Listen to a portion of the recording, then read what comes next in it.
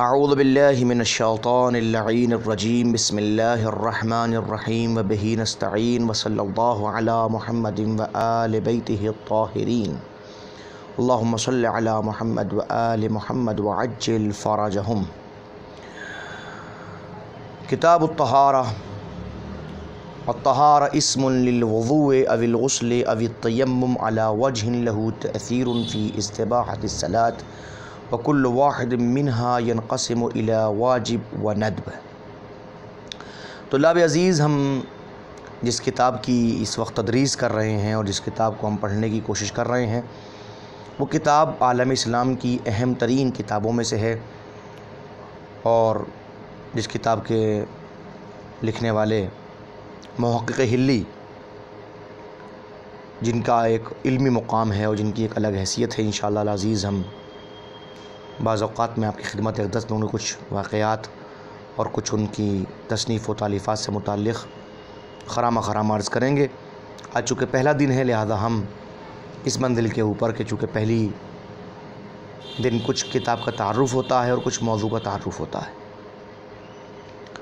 شرائع الاسلام وہ اہم ترین کتاب ہے کہ جس کی حیثیت تقریباً ایسی ہے کہ آپ فقہ استدلالی سے پہلے جس کتاب کو پڑھنا تمام اساتذہ کی نظروں میں ضروری ہوتا ہے، یعنی کہ اگر آپ اس کتاب کو درمیان سے ہٹا دیں تو گویا فقہ استدلالی تک کما حقہ نہیں پہنچ سکتے۔ تقریباً 700 سال سے جو کتاب نصاب کا ایک جز بنی ہوئی ہے، تصور کریں اس کتاب کی حیثیت کیا ہوگی۔ اس کتاب کے اندر مختلف ابواب ہیں، مختلف کتابیں ہیں، جو مختلف ابواب ہماری زندگی سے بہت زیادہ تعلق رکھتے ہیں۔ ان کتاب کو اکثر مدارس علمیہ کے اندر اور حوزات علمیہ کے اندر پڑھایا جاتا ہے۔ باب عبادات پہلا باب ہے جو اس کتاب کے اندر موجود ہے۔ اس کے اندر 10 کتابیں موجود ہیں، اور اس 10 کتابوں میں سے پہلی کتاب کتاب الطہارت ہے۔ ظاہر ہے کوئی بھی عبادت اس وقت تک مکمل نہیں ہوتی اور اس کے لائق انسان نہیں بنتا جب تک کہ اس کے اندر طہارت جیسی اہم ترین کیفیت پیدا نہ ہو جائے۔ لہذا سب سے پہلے مقدمتاً اسی کتاب کو رکھا جاتا ہے تمام کتابوں کے اندر، اور شرائع الاسلام کے اندر بھی اسی کتاب کو مقدم کیا گیا باقی اور کتابوں سے، چونکہ طہارت نماز کے لیے بھی شرط ہے، اور طہارت روزے کے لیے بھی شرط ہے، طہارت حج کے لیے بھی شرط ہے، اور الی آخر ہی جتنی بھی عبادات ہیں ان عبادات کے اندر انسان کا پاک و پاکیزہ ہونا نہایت ضروری ہے۔ اور صرف پاک و پاکیزہ ہونا ہی نہیں بلکہ کچھ اور شروط اس منزل کے اوپر اور سامنے آتی ہیں، اس کا ذکر انشاءاللہ العزیز اسی کتاب طہارت کے اندر ہوگا۔ اب سوال پیدا ہوتا ہے کہ طہارت کسے کہتے ہیں؟ طہارت کا مطلب کیا ہے؟ کیا نہانے دھونے کا نام طہارت ہے یا کوئی اور چیز طہارت ہے؟ اس منزل کے اوپر جو مصنف علیہم الرحمن نے تعریف کی ہے بہت اہم ترین تعریف ہے، جس کتاب کی بہت زیادہ تعریف کی جاتی ہے، اور خصوصیت کے ساتھ اس تعریف کی بھی بہت زیادہ تعریف کی جاتی ہے۔ کتاب الطہارہ، طہارت کی کتاب، طہارت سے متعلق کتاب۔ اب طہارت کیا ہے؟ الطہارہ اسم للوضوء او الغسل او التیمم۔ طہارت یا وضو کا نام ہے، یا غسل کا نام ہے، یا تیمم کا نام ہے۔ یعنی گویا طہارت کا لفظ 3 معنی کے اوپر منطبق ہوتا ہے، اور 3 معنی ہمارے سامنے آتے ہیں۔ ایک معنی وضو ہے، ایک معنی غسل ہے، اور ایک معنی تیمم ہے۔ تو کیا ہر وضو کو طہارت کہتے ہیں، ہر غسل کو طہارت کہتے ہیں، ہر تیمم کو طہارت کہتے ہیں؟ انہوں نے کہا علی وجہ، اس عنوان کے ساتھ، اس وجہ کے ساتھ، اس جہت کے ساتھ کہ لہو، کہ اس وضو کو یا اس غسل کو یا اس تیمم کو تأثیر، یہ اس کے اندر اثر پیدا ہو کہ فی استباحۃ الصلاۃ، کہ وہ نماز کو مباح کر سکے۔ یعنی کہ وہ وضو جو نماز کا مباح کر سکے اسے طہارت کہیں گے، وہ غسل کی جو نماز کا مباح کر سکے اسے طہارت کہیں گے، وہ تیمم کی جو نماز کا مباح کر سکے اس کو طہارت کہیں گے۔ یہ تعریف ہے طہارت کی جو محقق حلی نے اپنی اس کتاب شرائع الاسلام میں فرمائی ہے۔ اب ہر وضو طہارت کہے جانے کا استحقاق نہیں رکھتا۔ اب فرماتے وہ کل واحد منہا ینقسم الی واجب و ندب، اب ان میں ہر ایک، وضو بھی، غسل بھی، تیمم بھی، ان میں دونوں جو ہیں وہ دو قسموں کی طرف منقسم ہوتے ہیں، واجب کی طرف اور مستحب کی طرف، ندب کی طرف، یعنی وضو واجب بھی ہوگا یا وضو مستحب ہوگا، غسل واجب ہوگا، غسل مستحب ہوگا، تیمم واجب ہوگا اور تیمم مستحب ہوگا۔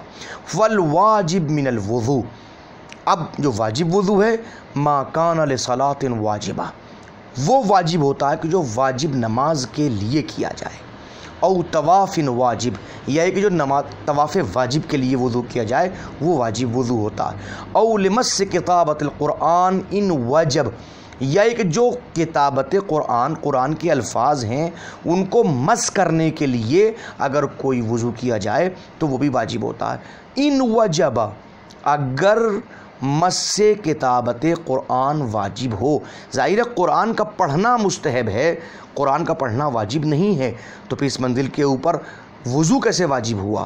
تو انہوں نے کہا کہ اگر فرض کیجئے ان وجبہ، اگر کوئی واجب ہو جائے منزل کے اوپر، مثلاً کوئی انسان جو ہے وہ منت مان لے کہ اگر میرا یہ کام ہوا تو قرآن مجید کو میں چھو کے پڑھوں گا، الفاظ قرآن کو مس کرنے کے بعد میں تلاوت کروں گا، تو اب اس کا وہ کام مکمل ہوا، تو جب جو نظر منعقد ہوئی تھی منت مکمل ہو گئی، لہذا اس کے اوپر اب کتابت قرآن کا، الفاظ قرآن کا مس کرنا واجب ہے۔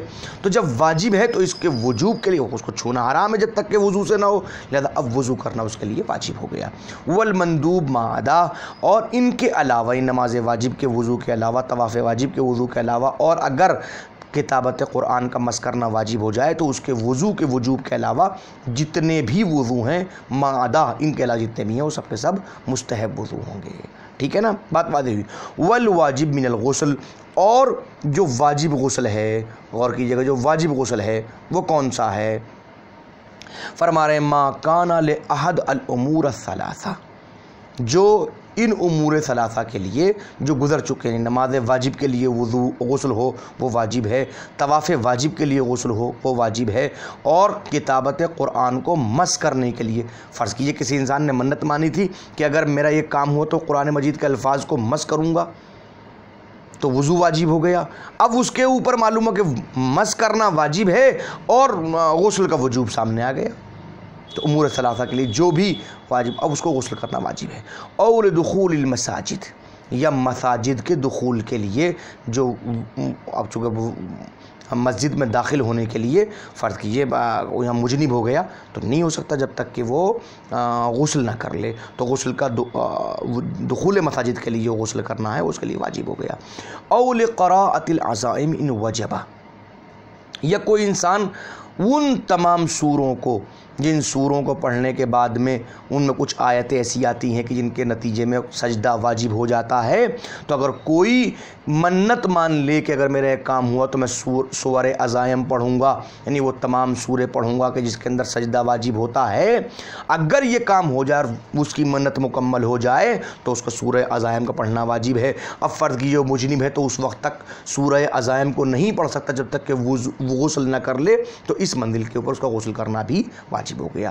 وقد یجب، اور کبھی کبھی یہ غسل واجب ہو جاتا ہے، اذا بقی لطلوع الفجر من یوم یجب صومہ، کہ جب انسان کوئی ایسا دن اس کا آنے والا ہے کہ جس دن کا روزہ اس کے اوپر واجب ہے، فرض کیجئے ماہ مبارک رمضان ہے یا اس کے علاوہ ہے، فرض کیجئے کسی انسان نے کہا کہ اگر میرا یہ فلاں کام ہو گیا تو میں فرض کیجئے میں 15 ذی القعدہ کو روزہ رکھوں گا، اب 15 ذی القعدہ کو روزہ اس کا کام ہو گیا، 15 ذی القعدہ کو روزہ رکھنا اس کے اوپر واجب ہو گیا، تو اب اس دن جو ہے اب نتیجہ یہ ہوا کہ وہ رات کو مجنب ہو گیا، اور اب اتنا وقت موجود ہے کہ بے قدر ما یغتسل الجنب، کہ ایک مجنب انسان اس میں غسل کر سکتا ہے، اور اتنا ہی وقت واجب ہے، اور اس کے فورما اذا بقی طلوع الفجر، اب طلوع فجر سامنے آنے والی ہے، فجر طالع ہونے والی ہے، اب طلوع فجر کے اندر اتنا وقت موجود ہے کہ وہ اس وقت کے اندر بس غسل جنابت کر سکتا ہے۔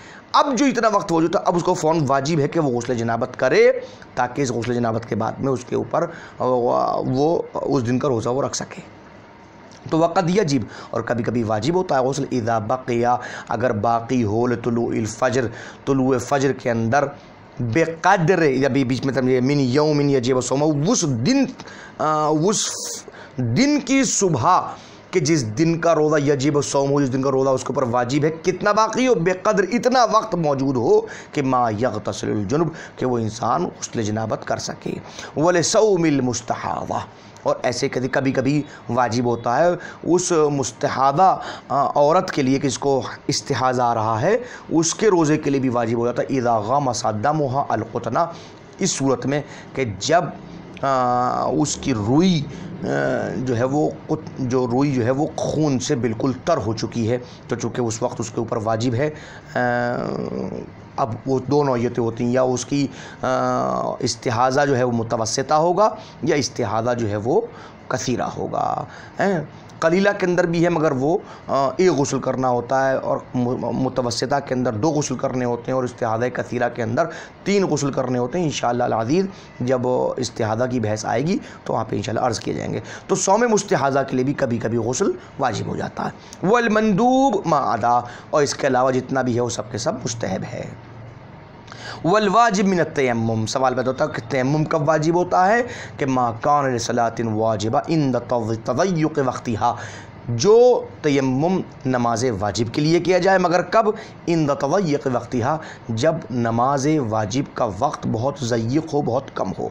अगर नमाज वाजिब का वक्त बहुत कम रह गया, थोड़ा सा वक्त है, इतना वक्त है कि बस इंसान उस वक्त को नमाज पढ़ सकता है, और अगर फ़र्ज़ कीजिए वो गुस्ल करने पर आमादा हो जाएगा या वज़ू करने पर आमादा होगा, तो फ़र्ज़ कीजिए उसका वक्त निकल जाएगा, तो उस वक्त ये है कि आप तयम्मुम करें, फ़ौरन जो है आप नमाज़ पढ़ें। वलिल जुनुब फ़ी अहदिल मस्जिदैन, और उस मुजनिब के ऊपर भी तयम्मुम वाजिब होता है जो दोनों मस्जिदों में किसी एक मस्जिद के अंदर मौजूद हो। फ़र्ज़ कीजिए कोई इंसान मस्जिद हराम में मौजूद है या मस्जिद नबवी के अंदर मौजूद है, सो रहा था और इत्तेफ़ाक़न सोते हुए मुजनिब हो गया। अब चूँकि मुजनिब हुआ है तो अब वो वहाँ पर मौजूद जो है, तो वो अब क्या करेगा वो इस इंसान, तो उसके ऊपर तयम्मुम वाजिब है। क्यों वाजिब है? लियख़रुज बिह, ताकि वो फ़ौरन तयम्मुम करते ही वहाँ से ख़ारिज हो जाए। ख़ुरूज के लिए उसके ऊपर जो है वो उस तयम्मुम वाजिब होता है। वल मंदूब मादा, और इसके अलावा जितना भी है वो सब का सब मुस्तहब है। वक़द तजिबु तहारा बिनज़र व शिबह, और कभी कभी तहारत जो है वो नज़र की बुनियाद पर या शिबह नज़र यानी मन्नत वगैरह की बुनियाद पर भी वाजिब हो जाती है। तो अब ज़ाहिर है कि वहाँ वज़ू और गुस्ल तयम्मुम के वजू को बताया गया। यहाँ ये कि कोई इंसान कह दे कि फ़र्ज़ कीजिए मेरा अगर ये काम हो गया तो मैं वज़ू को करूँगा, अब वो काम हो तो वज़ू वाजिब हो गया, गुस्ल के ये तयम्मुम की करे तो वो हो सकता है। लफ्ज़ तहारत का इस्तेमाल यहाँ पर किया है, लफ्ज़ वज़ू और गुस्ल और तयम्मुम का इस्तेमाल नहीं किया, चूँकि वो 3 लफ्ज़ बहुत ज़्यादा लफ्ज़ हो जाते हैं। लफ्ज़ तहात कह के इन तीनों को समेट दिया है। खैरुल कलाम मा क़ल्ल व दल्ला, बेहतरीन कलाम वो होता है जो कम भी हो और ज़्यादा उस पर दलालत पाई जाए। वहाज़ल किताब यअतमिद अला अरकान अरबा, आप जब किताब तहात पढ़ेंगे इंशाअल्लाह तो किताब तहात के अंदर 4 अरकान से बहस की गई है। 4 अरकान आपकी खिदमत में पेश किए जाएंगे। आज के तक इंशाअल्लाह इतना ही। वस्सलामु अलैकुम व रहमतुल्लाहि व बरकातुहू।